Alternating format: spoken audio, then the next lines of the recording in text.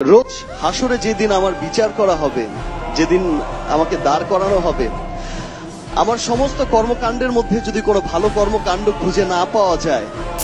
আপনি আপনার গ্রামে একটা এতিমখানা নির্মাণ করেছেন, মসজিদ নির্মাণ করেছেন এবং আপনি প্রায় লুকিয়ে লুকিয়ে অনেক রাতে মানুষকে আপনি হেল্প করেন।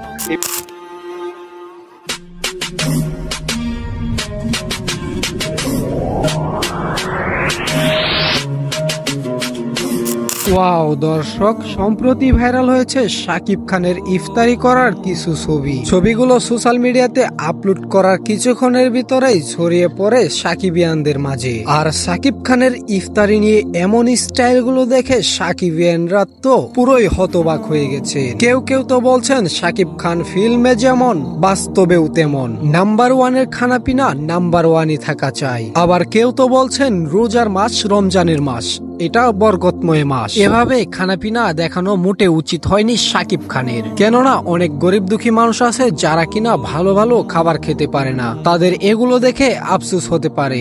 তার জন্যই শাকিব খানের এই পিকগুলো আপলোড দেওয়াই ঠিক হয়নি বলে অনেকেই জানাচ্ছেন।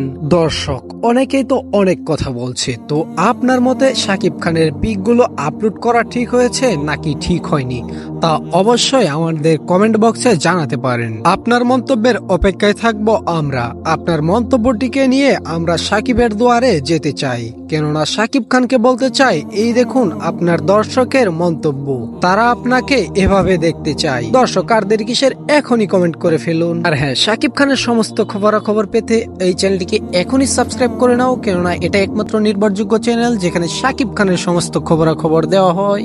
তো থ্যাংক ইউ, ভালো থাকো।